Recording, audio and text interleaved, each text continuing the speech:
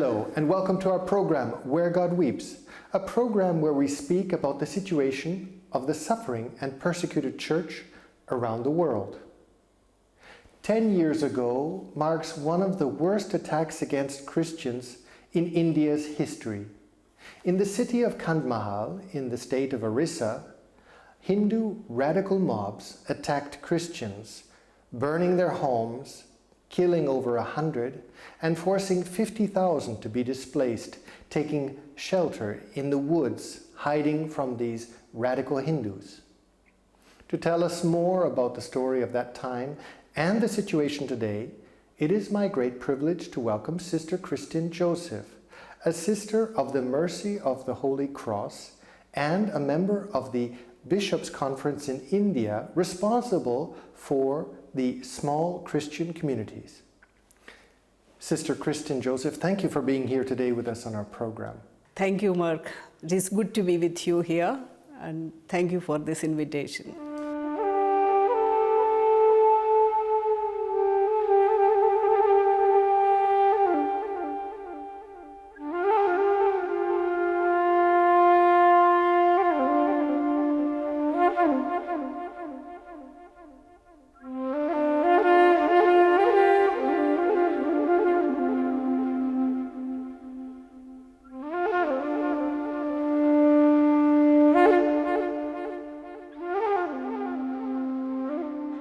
Sister, before we speak about your experiences at that time, I'd like to give a bit of context, and we're going to watch now a film about the attacks on Christians in Kandmahal, India, 10 years ago.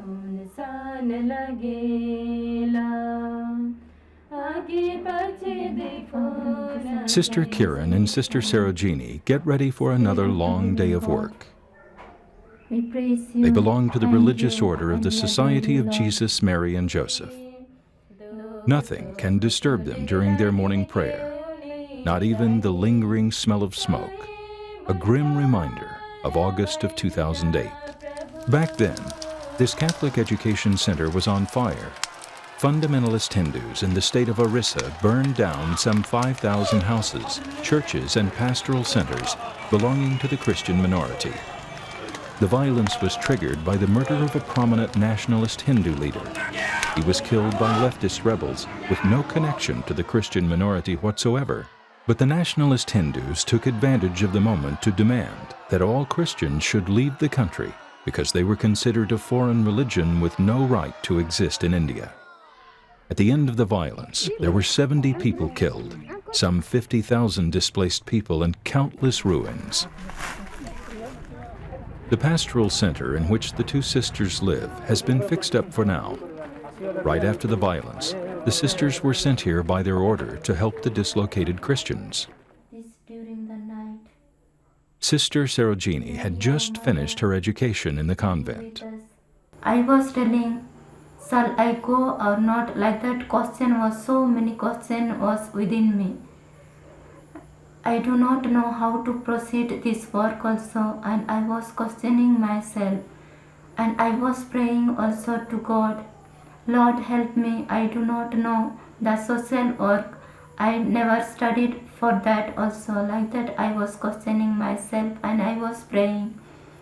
But anyway, it was different experience for me.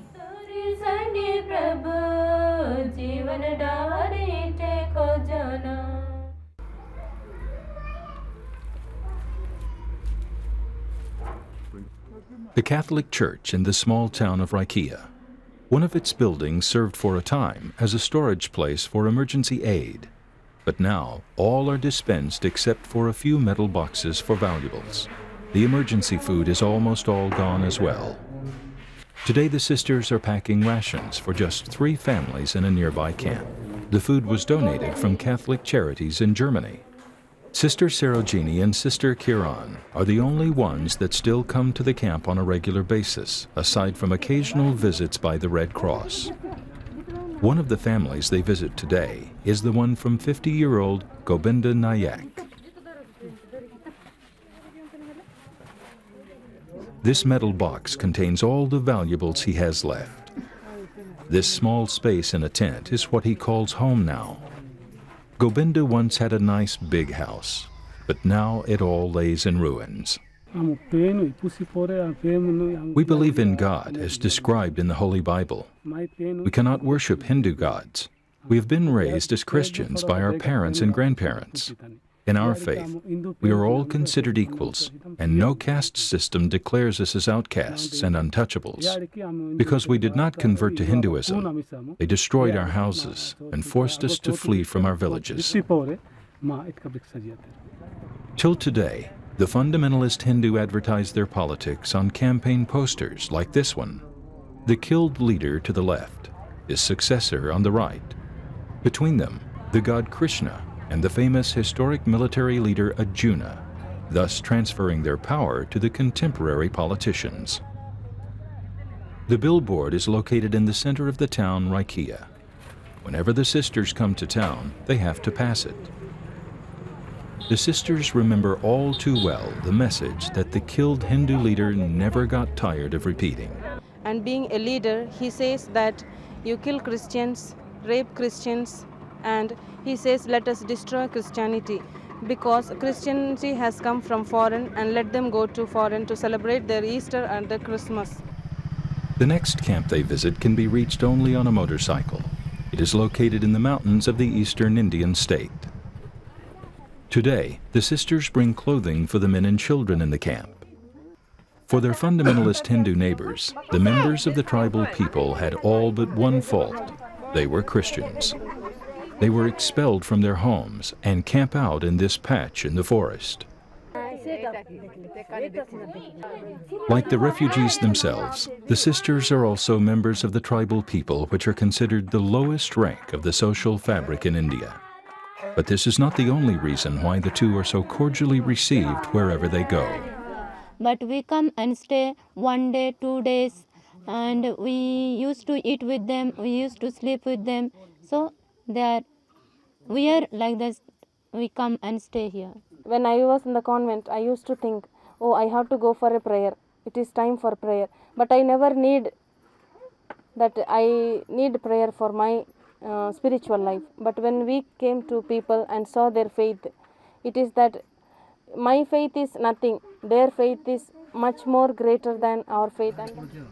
A striking example of strong faith is the family of Pramila and Godabari Pradhan. He is a day laborer and one of the untouchables. For a long time, he worked for a local Hindu farmer who promised him a good plot of land for a fair price. Godabari paid the price, but then all hell broke loose. Without blinking an eye, the neighbors watched how their little house was wrecked. When the young mother comes back to her destroyed house in the company of the two sisters, the neighbors repeat their demand.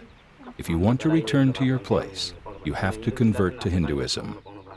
The response of Pramila Pradhan leaves no doubt. In Christianity, there is peace and love. We want to live peacefully with all people. I do not want to give that up just because there was so much violence against us. I will remain a Christian.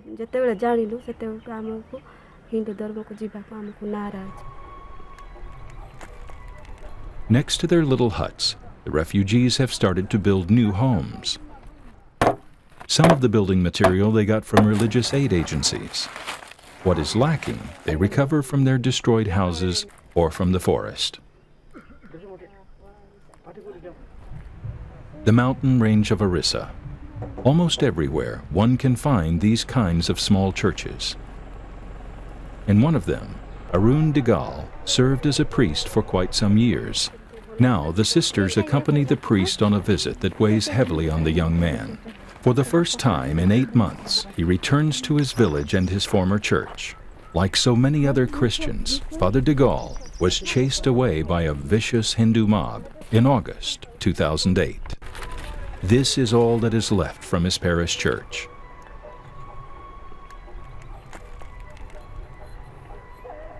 A campaign poster of the fundamentalist Hindu party, which instigated the riots, is still to be found on the walls of the house of his neighbor. Today, Arun Digal returns for the first time to his parents' house as well.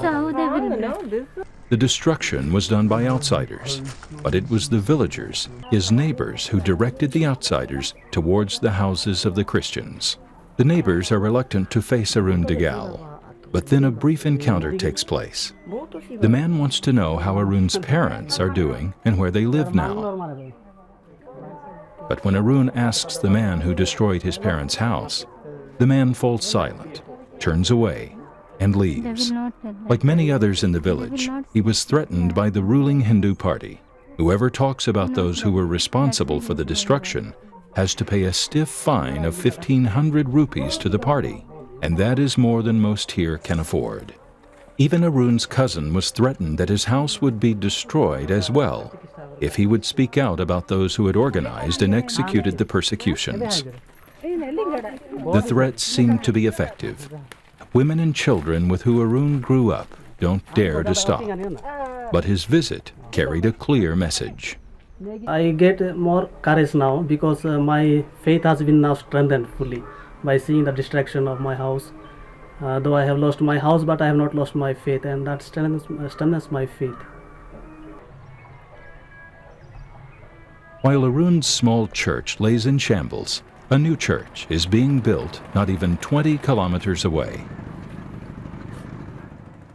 Like most parishes in the district of Kandmahal, the Catholic community of Simonbadi is a poor parish. Without outside help, they would not be able to put up this building. Therefore, organizations like Aid to the Church in Need help them out substantially. This new church, however, was planned long before, but now with so many other churches in the district being destroyed, this new church takes on a whole new meaning. The violence failed to weaken the Christian faith, let alone eliminate it. More to the contrary, the new church is bigger and stronger than ever.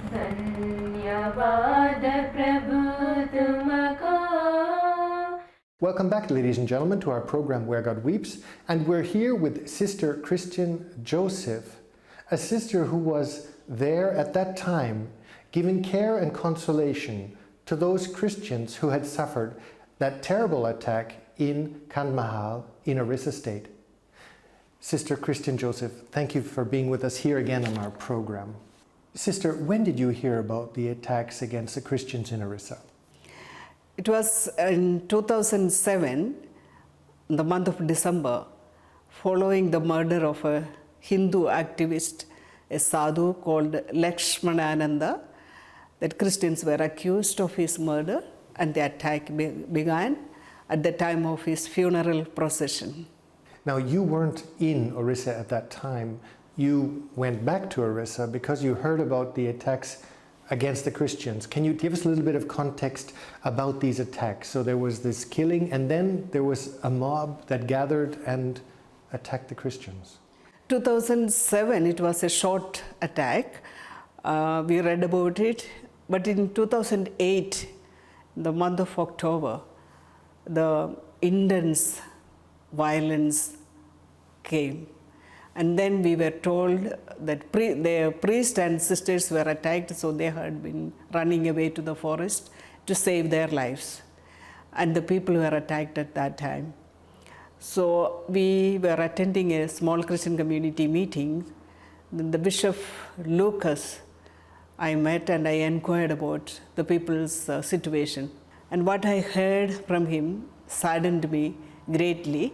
And he told me I could come and the people will find strength in my presence. Where were you at this time?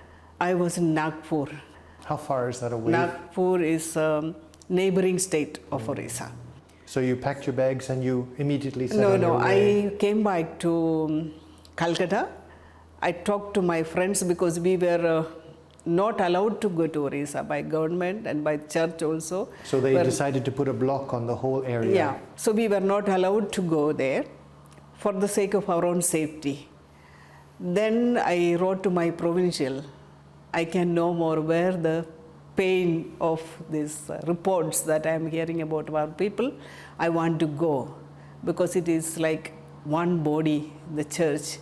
One part is in pain, we cannot ignore that.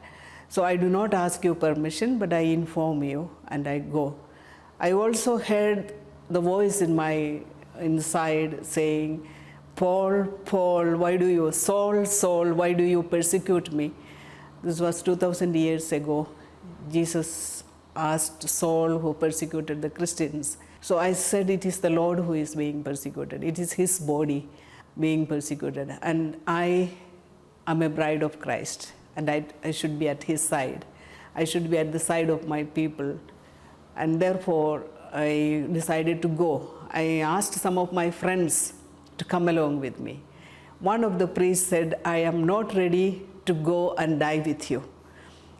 Another priest said, if you really want to go, I will come with you.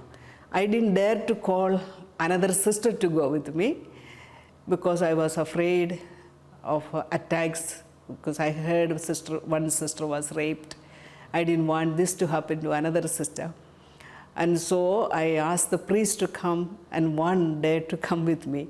You were afraid? Were you afraid yourself? I was not afraid, but I felt I need also support to go. Secondly, there was also, I wanted to encourage other people also to come and to witness and to support. If people had no priestly ministry, that this priest could at least offer a mass for them. That was another reason why I asked a priest to come with me. Then when we reached, almost the day before I was supposed to travel, I had lots of fear, because people had been telling me I should not go. They were afraid for you. Yeah. And they asked me, if you are bent on going, then disguise yourself, because they are looking for a priest, looking for sisters, they will attack you. So the mob was still present, the attacking was still going on. And therefore, I asked myself, should I disguise myself? People told me, put sindoor, that mark on the head of the ladies. When they get married, they put a mark, red mark. So they said, you put that mark on you, you put bangles, and you put earring. As if you were married. As if I am married and a normal, another lay woman. And so I was asking the Lord, should I do this? So I went to the chapel, and there I remembered St. Peter denying Jesus. I don't know him. So I said, Lord, from one man's mistake, I should learn. I should not go disguising. I go as the disciple of Christ, and as I am. So there was a Hindu man whom I knew early from Hazarigagh, another state, Jharkhand state. He was at that time in Orissa, and he was very much with us Christians who were attacked, and he had himself made a tent for them and protecting them. So I wrote to him saying that I want to come. So he was at the station with the jeep, railway station, with the jeep, and he took me and the priest to these places. What was shocking? What was shocking for you when you came to see this for the first time? There was a disturbing silence, and there were trees cut and put on the roads, so that when our people are attacked, nobody should reach, police should not reach fast to save them. And but another thing I saw was in the camps, it was 25 feet by 15 feet length and breadth of the tent. And in those tents, 23 families were put together, hardly any space for anybody. And men, women, children, youth, all together. There was not even place enough to sit. And they were stinging, and babies were being born there. Very unhealthy situation. And I saw our people standing in the rain with the umbrella for little food for them. And for these thousands of people, there were 10 toilets, and out of that 5 were not working. And you could see human refuse all around spread, stinging, smelling.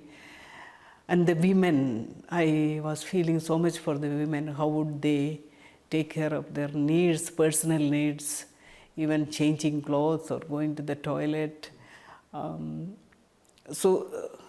I was feeling so much compassion for them. And I was also feeling ashamed about my own fear, whether I should disguise myself, because when I went there, I saw them with a cross, and I saw a young boy called Samir. He had on his t-shirt, he made a big shining cross stitched by himself, back and front. Even when people were telling him not to go to church and he would be killed, he dared to do that. So it was an uplifting experience also for me, in the sense my faith was strengthened. Yes. And they were all gathering together, even all other denominations, Protestants and Christians, Catholics, everybody together praying without any differences of who is CNI, who is the Church of North India, who is the Pentecostal, who is Catholics. They were together praying. What was it that you could bring? What was it? I mean, you yourself were a sign. You came against all of the violence. You came back in as a sister to give care. How were you received, and what message was this for the people? You know, I saw our people sad sitting in the camps. As I ended, I heard them whispering to each other, "Sister." And I saw in the sad faces a smile. And I said, "Lord, I am ready to die millions of deaths to see this smile." That was the joy that I brought for them. It was great. They never asked me for food. They never asked me for houses, never asked me for dress. But they were crying for the church, crying for their sisters, fathers. And they told me, "When you go back, sister, make the neighborhood community strong. Because when we are attacked, our fathers and sisters are attacked first. Then police is far away and they don't care. When we are attacked, if anybody can stand by us, it is our neighbor. So wherever you go, make the neighborhood community strong so that we stand by one another, so that we protect one another." That message that they had been giving. And I have tried to do that in all my small Christian communities. I said, either we live together or we perish together. Can they forgive, and have they forgiven? I think so. I never, even those days when I went there, I never heard them angry. I never had an angry word against anybody. But I heard them praying for those who were attacking them. And so I have never seen anger in them. That was another thing, that they were feeling helpless but not anger, and praying the Lord to forgive them. Sister, you are a founding member and responsible at the level of the National Bishops' Conference for what's called the SCC, the Small Christian Communities. Can you just tell us a little bit about the small Christian communities and how this work has revolutionized, in many ways, the church, the Catholic Church in India? The small Christian communities are a decision by the CBCI that of the future of our Indian church will be communion of communities, meaning the parishes will be made up of these communities, small communities. So these are also called neighborhood church and participatory church, co-responsible church. And they said it is the concrete expression of the one Holy Catholic Apostolic Church in the neighborhood. And therefore, in the neighborhood, we are able to face many of these challenges India is facing today, because everyone becomes responsible. The care of all is possible by all. And we have 80,481 SCCs all over India. And we have a good... 80,481. Wow. So small Christian communities in India. And they are growing every year. And we have seen transformation in the lives of people, in the neighborhood, in the parishes, and so on.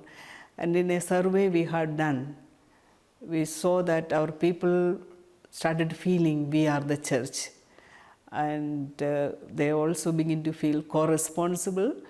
There is a lot more support for one another when there is small Christian communities.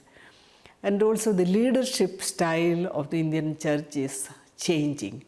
A more involvement with the people, and we often hear about servant leadership style, and rotating leadership style is being practiced.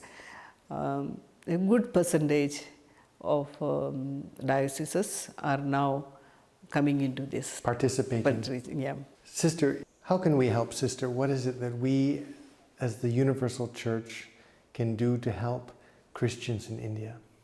Already, the AIDS to Church in Need, as a partner, stand by our side whenever we are in need.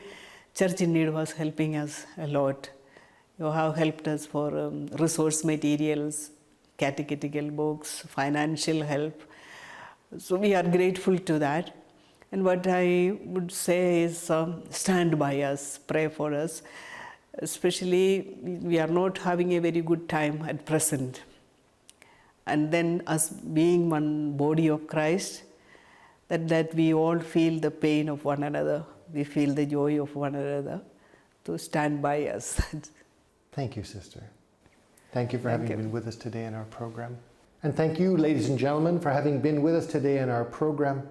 And if you'd like to know more about the work of Sister Christin Joseph with the small Christian communities and the situation of Catholics in India today, I would encourage you to look at the contact information at the end of this program. And we look forward to seeing you next week. Take care.